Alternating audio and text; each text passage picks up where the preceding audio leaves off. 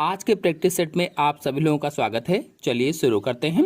पहला क्वेश्चन है, 1 मोल ग्लूकोज का पूर्ण ऑक्सीकरण होने पर ऊर्जा प्राप्त होती है। 1 मोल ग्लूकोज का अगर पूर्ण ऑक्सीकरण होगा तो कितनी ऊर्जा प्राप्त? प्रकार की मधुमक्खी में पिच्छकहीन डंक मिलता है। ऐसी कौन सी मधुमक्खी इनमें से जिसमें पिच्छकहीन डंक मिलता है? 4 ऑप्शन दिए गए हैं और ऑप्शन सही होगा इसमें से सी वाला, रानी मक्खी में पिच्छकहीन डंक मिलता है। मधुमक्खियों में जो रानी मक्खी होती है, रानी मक्खी का डंक पिच्छकहीन होता है यानी बार्बलेस होता है, और श्रमिक मक्खियों का पिच्छक युक्त होता है। जो श्रमिक मक्खी होती हैं उनका पिच्छक युक्त होता है। अगर कभी प्रश्न पूछ लिया जाए पिच्छक युक्त तो श्रमिक मक्खी, पिच्छकहीन तो रानी मक्खी, और नर मक्खियों में डंक होता ही नहीं है। और एक जोड़ी विष ग्रंथियां अम्लीय पदार्थ स्रावित करती हैं जो डंक के आधार पर स्थित विष कोश में संग्रहित होता है। विष कोश यानी वहां पर थैली जैसी संरचना होती है, उसी में विष संग्रहित होता रहता है। नेक्स्ट क्वेश्चन है, पार्श्व वेंट्रिकल पाए जाते हैं। देखिए वेंट्रिकलन लिखा हुआ है, क्वेश्चन गलत है थोड़ा सा। पार्श्व वेंट्रिकल पाए जाते हैं तो पार्श्व वेंट्रिकल किस में पाए जाएंगे? 4 ऑप्शन दिए गए हैं, मस्तिष्क में, हृदय में, आवर्त ग्रंथि में। आवर्त ग्रंथि को थायराइड ग्रंथि भी कहा जाता है, ए अथवा बी दोनों में। आंसर सही होगा इसमें से पहला वाला, पार्श्व वेंट्रिकल मस्तिष्क में पाए जाते हैं। यानी मस्तिष्क के प्रत्येक प्रमस्तिष्क गोलार्ध में मस्तिष्क गुहा जो होती है घोड़े के नाल के आकार की हो जाती है, जिसे पार्श्व वेंट्रिकल या लेटरल वेंट्रिकल कहा जाता है। और आपको बता दें कि फ्रंटल पिंड में प्रत्येक पार्श्व वेंट्रिकल एक छोटे अंडाकार से अंतर्निलयी छिद्र के द्वारा डाइएन्सेफलान की गुहा तीसरी वेंट्रिकल में खुल जाती है, तीसरी वेंट्रिकल में। नेक्स्ट क्वेश्चन है, आधाह श्लेष्मिका सबसे मोटी होती है। आधाह श्लेष्मिका सबसे मोटी किसमें होती है? आमाशय में, ग्रासिका में, आंत में, मलाशय में, किसमें होगी? आंसर सही होगा इसमें से बी वाला, ग्रासिका में होती है, ग्रासिका में। आपको बता दें कि ग्रासिका में आहार नाल की चारों परतें उपस्थित होती हैं, चारों, और इससे आधाह श्लेष्मिका सबसे मोटी होती है। उसमें रक्त क्यों मोटी होती है अगर पूछा जाए तो उसमें रक्त वाहिनियां उपस्थित होती हैं, इसीलिए वो मोटी होती है। नेक्स्ट क्वेश्चन है, मादा में द्वितीयक लैंगिक लक्षणों के लिए आवश्यक हार्मोन है। द्वितीयक लैंगिक लक्षणों के लिए आवश्यक हार्मोन बताना है, तो आंसर सही होगा इसमें एस्ट्रोजन। देखिए द्वितीयक लैंगिक लक्षण की बात की गई है, बाकी मादा हार्मोन और भी हैं इसमें, लेकिन सी वाला ऑप्शन सही होगा एस्ट्रोजन। आपको बता दें कि एस्ट्रोजन हार्मोन अंडाशय की ग्राफियन पुटिकाओं से स्रावित होता है, ग्राफियन पुटिकाओं से। और ग्राफियन पुटिकाओं में किन कोशिकाओं के द्वारा? तो थीका इंटरना कोशिकाओं के द्वारा स्रावित होता है। और कब तक स्रावित होता है अगर पूछा जाए तो यौवना आरंभ से लेकर के रजोनिवृत्त तक, यानी लगभग 40 वर्ष तक स्रावित होता है। और इसे नारी विकास हार्मोन भी कहा जाता है, नारी विकास हार्मोन। क्यों? क्योंकि यह मादा के सभी सहायक जननांगों व लैंगिक लक्षणों के विकास को प्रेरित भी करता है।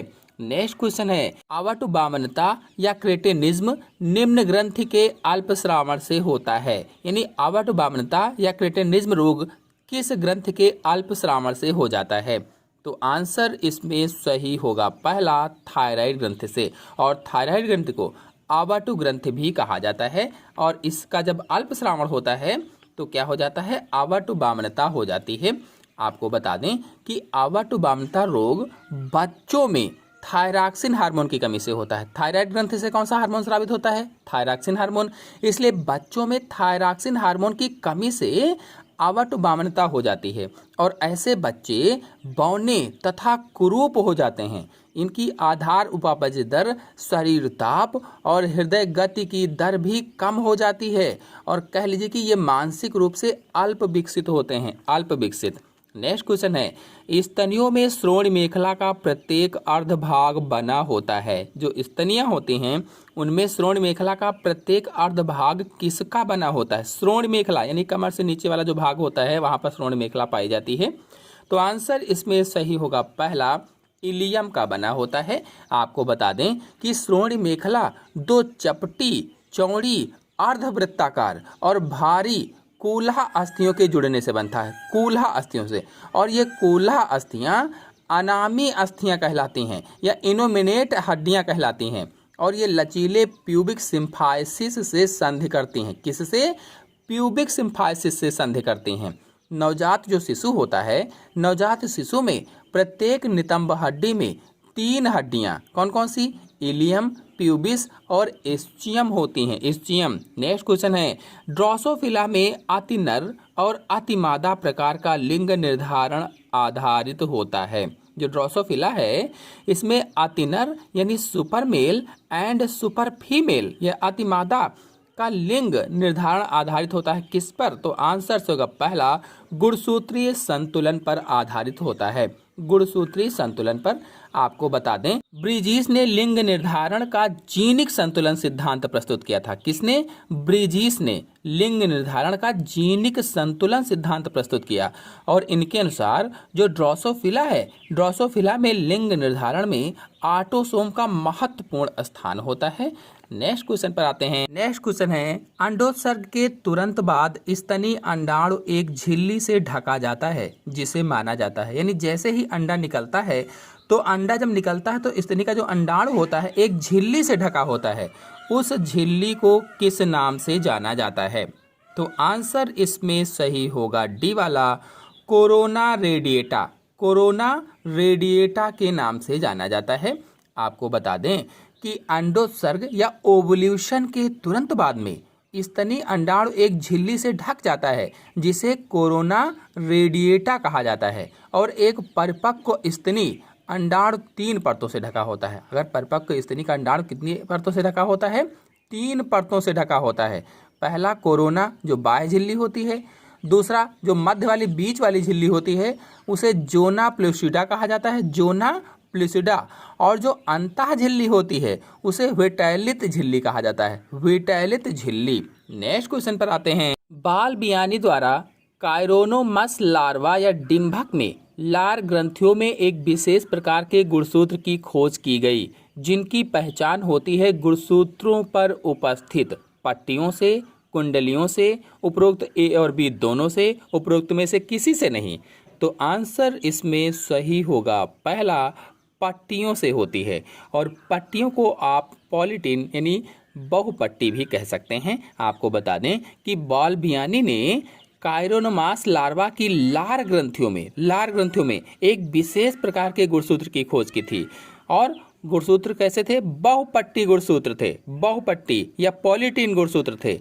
इन गुणसूत्रों पर गहरी काली व हल्की पट्टियां दिखाई देती हैं। गहरी काली और हल्की पट्टियां, प्रत्येक पॉइंट को ध्यान से समझेंगे। और ये गुणसूत्र कुछ स्थानों पर बहुत फूल जाते हैं और काली पट्टियों पर कुछ फंदे बन जाते हैं इसमें, जिन्हें बाल बियानी वलय कहा जाता है या बाल बियानी रिंग कहा जाता है। नेक्स्ट क्वेश्चन है, निषेचन की क्रिया में युग्मकों के केंद्रकों में जब संयोजन होता है तो सामान्यतः उनमें गुणसूत्रों की संख्या होती है अगुणित, असमान, समान, ए और बी दोनों, ए और सी दोनों।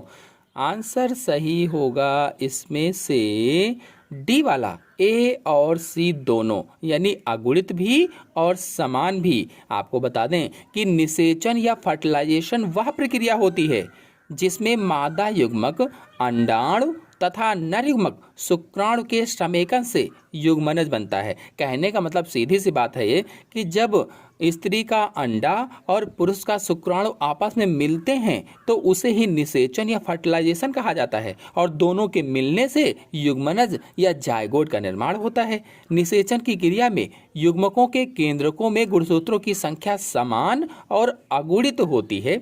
नेक्स्ट क्वेश्चन है, जाति वृत्त निरूपित करता है। जाति वृत्त क्या निरूपित करता है? 4 ऑप्शन दिए गए हैं और ऑप्शन सही होगा इसमें से सी, पूर्वजों से लेकर किसी जाति के उद्विकासी इतिहास को निरूपित करता है। आपको बताते चलें कि अर्नेस्ट हेकल जो वैज्ञानिक थे, इनके बायोजेनेटिक नियम के अनुसार, इन्होंने कौन सा नियम दिया? बायोजेनेटिक नियम। उसके अनुसार प्रत्येक जीव का जाति वृत्ति उसके जाति वृत्ति की पुनरावृत्ति करता है और हेकल ने समझाया था कि व्यक्ति वृत्ति में पूर्वजों की इतिहास की पुनरावृत्ति होती है। नेक्स्ट क्वेश्चन है, किसी चमड़ी का रंग नहीं बदलता है, यानी किसकी चमड़ी का, 4 ऑप्शन दिए गए हैं, पूछा गया किसकी चमड़ी का रंग नहीं बदलता है। तो आंसर इसमें सही होगा बी, घोड़े की चमड़ी का रंग नहीं बदलता है। बता दें कि वातावरण के अनुसार अपनी त्वचा का रंग परिवर्तित करने की क्षमता को अनुहरण कहा जाता है, मिमिक्री कहा जाता है, और यह क्षमता चैमेलियन तथा कुछ बगीचा छिपकलियों में पाई जाती है, लेकिन घोड़े में यह क्षमता नहीं होती है, यानी चमड़ी का रंग घोड़ा नहीं बदल सकता है।